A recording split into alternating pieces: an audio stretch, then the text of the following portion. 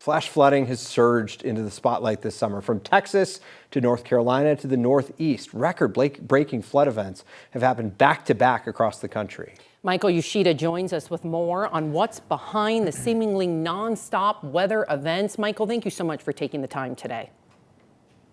Hey, good afternoon, Sam and Steve. Experts say a combination of factors are contributing to the intense rainfall and flooding that we've seen hit areas from the Texas Hill Country to New York City. Heavy rain and deadly flash flooding putting communities across the United States underwater. It feels like events like last night, again, not just in New Jersey, but as a general matter, are coming more frequently with more intensity. Summer is flash flood season, when intense daytime heat can fuel thunderstorms and warm air can hold more moisture. But experts say these recent events were more significant for several reasons. Along with high daytime temperatures in parts of the country, we've also seen record levels of atmospheric moisture, which helped drive heavy rainfall that led to deadly flooding in Texas and North Carolina. Summer storms also tend to move more slowly or even stall due to winds in the upper atmosphere being weaker. And as a result, just deluging places that are not designed to handle that amount of precipitation in that short a period of time. Recent wildfires also causing problems in areas like Ruidoso, New Mexico, burning away vegetation, and in some areas the fire's extreme heat changing the soil's natural ability to absorb and slow down rainwater. Droughts can have a similar effect too, something we saw amplify deadly flooding in Texas.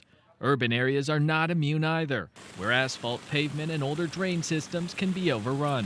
There is a growing recognition in financial markets, in the scientific community, and starting in infrastructure planning that we are dealing with a much different beast in terms of the weather patterns that we're experiencing, and things have to change. And more than 3,000 flash flood warnings have been issued so far this year by National Weather Service offices across the country. That's the most for this point in the year since records began back in 1986. Back to you. Michael, I heard him talking about in that piece, the idea of infrastructure planning in some of these cities. How are these storms impacting the way cities are built?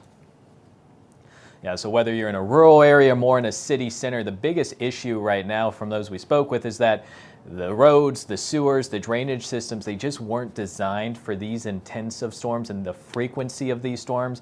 We saw that in the Northeast, in New York City, the subway systems being overrun. We saw it in Chicago last week when they set rainfall rate records, breaking records that were first set back in the 1970s. So those we spoke with say the biggest question, the biggest challenge right now for these cities, again, whether you're in a more rural area or urban center, is if you're repairing or replacing these drainage systems, where are you getting the funding from? And then once you secure that funding, how long is it going to take to try and make these improvements when, again, we're seeing the frequency and the intensity of these rainstorms just seeming to pick up as the years and the summer goes on. Right. Yeah, and we saw it in Boston as well. Michael Yoshida, thank you.